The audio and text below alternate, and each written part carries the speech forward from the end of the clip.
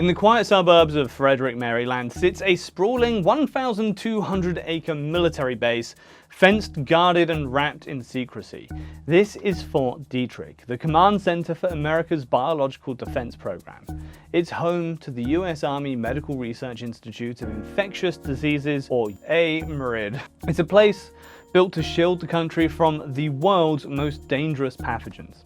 Inside, scientists in the highest level of containment study microscopic killers like Ebola, Anthrax, and smallpox, all in a constant race to create vaccines and cures. It's supposed to be our shield, but what happens when the shield itself becomes the source of the danger? In July of 2019, the Centers for Disease Control and Prevention, the CDC, did something almost unheard of. They issued a formal cease and desist order to USAMRIID, forcing a total shutdown of all research on its most high-risk pathogens. The Army's top biodefense laboratory, the only military-run Biosafety Level 4 facility in the country, was brought to a grinding halt.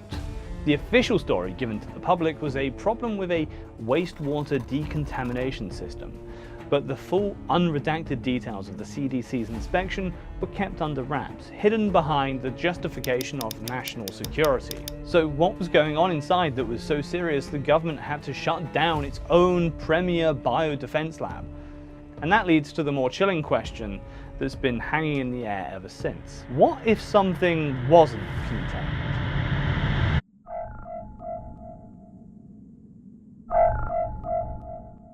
When the story finally surfaced, thanks mostly to a local paper called the Frederick News Post, the official narrative was specific and very controlled. According to the USAMRIID's public statement, the trouble started more than a year earlier, in May 2018. A storm had caused a major failure in the facility's steam sterilization plant, which is the main system for decontaminating all of the liquid waste that comes out of the high-security labs. Think about that. Every single drop of water used in experiments with the world's deadliest viruses has to be superheated and sterilized before it can ever leave the building. When that system went down, it was a huge problem. To keep their vital research from stopping, USAMRIID put a new chemical-based decontamination system into place. But this new process was tricky. It led to, in the words of USAMRIID's spokeswoman, numerous changes that substantially increased the complexity of operating in containment laboratories. It was this new complexity, they said, that led to the shutdown. The Army and the CDC framed this as a procedural issue. There were mechanical problems, and then there were human error. They rushed to insist that there was no threat to the public, no risk to the environment, and that no infectious agents were ever found outside of the contained labs. The statements USAMRIID sent to the press were meant to be reassuring, saying the institute was using the shutdown as a chance to create a stronger and safer foundation for the future. This was the story told to the American people and to the worried residents of Frederick. It was a story about old pipes, mechanical failures, and a temporary timeout to make sure everyone was safe. The shutdown wasn't presented as a terrifying breach, but as a proof that the oversight system actually worked. The CDC found a problem, and USAMRIID was fixing it. For months, that was all anyone knew. But for anyone who looked a little closer, this clean, simple explanation was clearly not the whole story. It was just the tip of a much deeper, more troubling iceberg.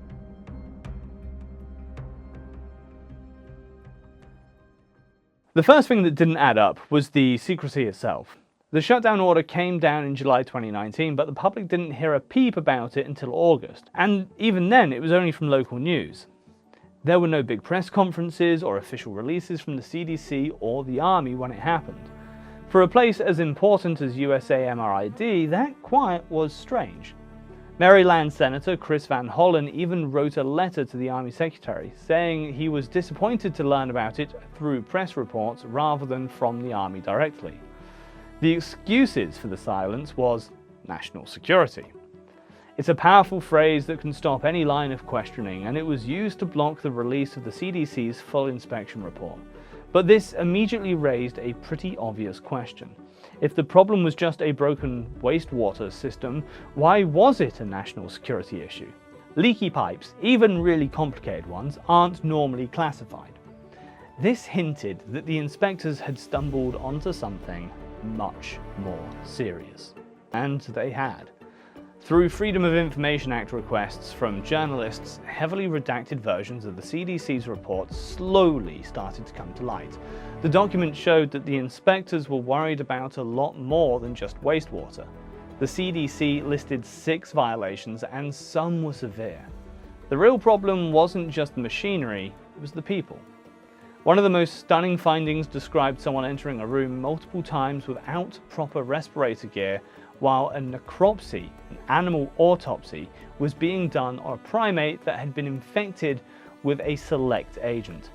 The CDC report states that this resulted in a respiratory occupational exposure to select agent aerosols.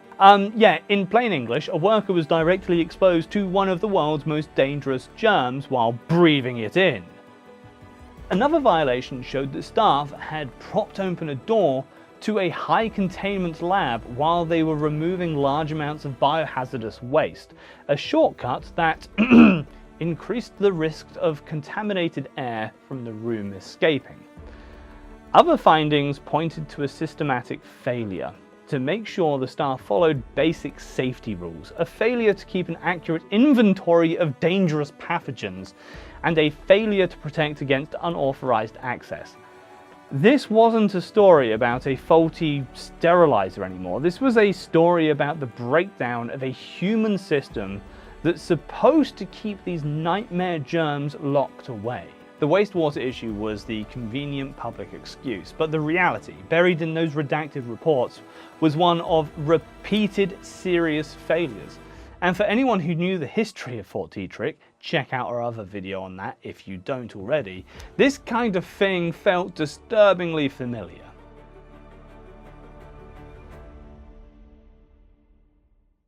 To really get why the 2019 shutdown set off so many alarm bells, you have to understand that Fort Detrick isn't just any army base. It was born out of the paranoia of World War II and grew up during the Cold War. For decades, it was the epicenter of America's offensive biological weapons program. It started in 1943 as Camp Detrick, with a top-secret mission to turn diseases into weapons. Worried about the reports of Japanese germ warfare, the US tasked its best scientists with figuring out how to weaponize anthrax, wipe out enemy crops, and spread diseases like tularemia. 2 workers there died from anthrax in the 1950s, and another from viral encephalitis in 1964, stark reminders of the dangers inside. Even after President Nixon officially ended the offensive bioweapons program in 1969, the base's work just shifted. It was rebranded as a defensive project, and USAMRIID was created to study the very same germs, but this time to create vaccines and treatment, like they said they were going to the first time. But the line between offensive and defensive research can be pretty thin. To defend against a bioweapon, you have to know how to make one. So the deadly pathogens stayed, the high containment labs stayed, and the culture of secrecy stayed. A dark rumor has also persisted for decades, one that has never been substantiated by declassified records, that after the war the US granted immunity to Shiro Ishii, the head of Japan's infamous Unit 731, in exchange for his horrific human experiment data. The most infamous story from Fort Detrick's past has nothing to do with germs, but with the mind. The base became a key site for the CIA's notorious mind control program, Project MK-Ultra. Obsessed with Soviet brainwashing, the CIA began a deeply unethical quest to control human behavior using hypnosis, sensory deprivation, and psychoactive drugs. Many of the agents they tested were developed and stored right at Fort Detrick. The program's most famous victim was one of the fort's own scientists, Frank Olson, a bacteriologist working on bioweapons. In 1953, at a CIA retreat, he was secretly dosed with LSD. In the days that followed, Olson, who was reportedly already having a crisis of conscience about his work, became paranoid and unstable. The CIA, who worried he was a security risk, sent him to New York. 9 days after being drugged, Frank Olson fell to his death from his 13th floor hotel room. For 22 years, his family was told it was a suicide. The truth only came out in 1975 during investigations into CIA abuses. The government admitted to the drugging, but when Olson's body was exhumed in 1994, a second autopsy suggested his injuries were more consistent with being struck on the head before the fall. His family's always believed he was murdered to keep him quiet. Over the years, a pattern of safety problems has emerged.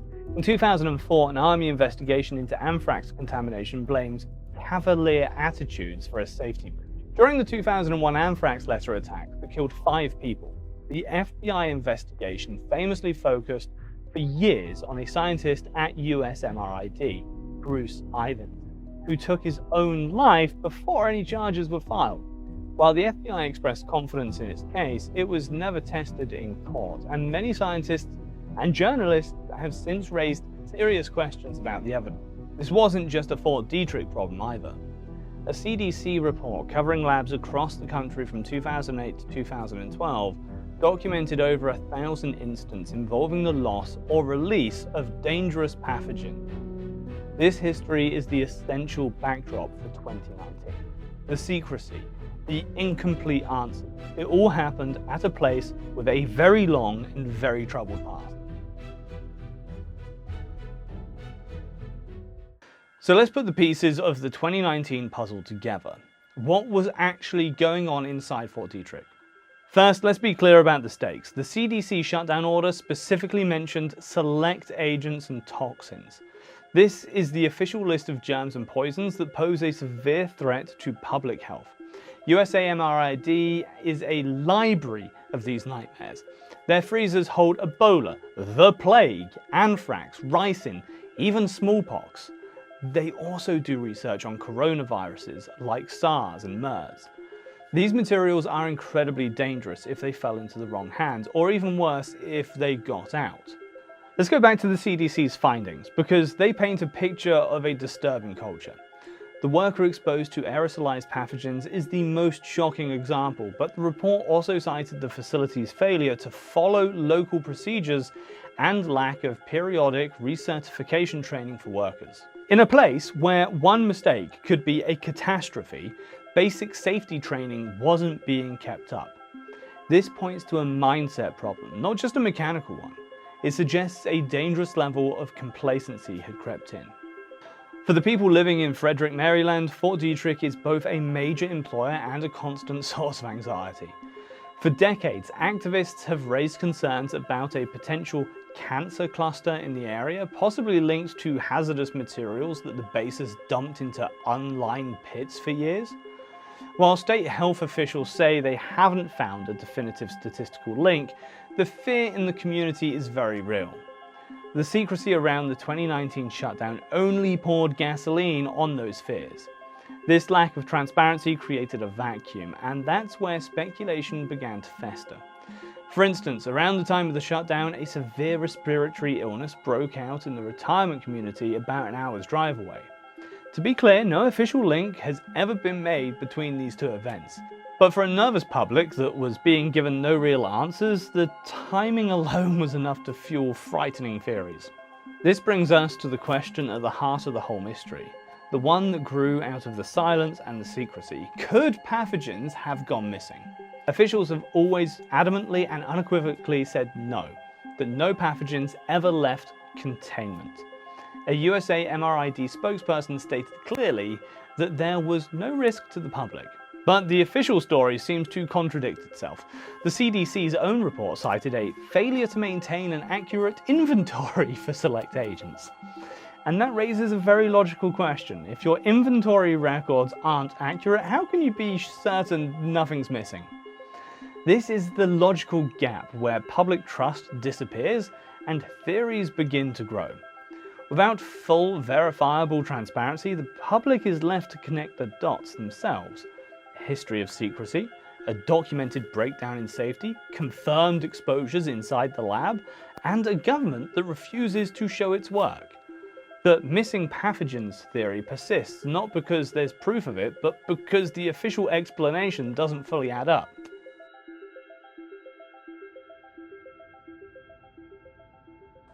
On March 27, 2020, just as the world was shutting down for a new pandemic, the CDC quietly gave Fort Detrick the green light to resume all operations. Lawmakers breathed a sigh of relief, noting that the lab's work was more critical than ever. But for the public, this didn't resolve the fundamental questions left over from the summer of 2019. The official story that a broken pipe led to a precautionary shutdown is clearly incomplete. The documents that have been released paint a much more alarming picture of systemic safety failures, human error, and actual exposure to deadly germs inside the lab. We are still left with a laundry list of unanswered questions. What specific pathogen was that lab worker exposed to? Why was that information considered a matter of national security if the public was never in any danger? And why did the Army refuse to share its environmental data with the local community for independent review? Fort Detrick is meant to be America's shield against biological threats, but the 2019 incident revealed deep cracks in that shield. It exposed a culture where secrecy often seems more important than transparency, leaving a whole community and a nation to wonder what's really going on behind those locked gates.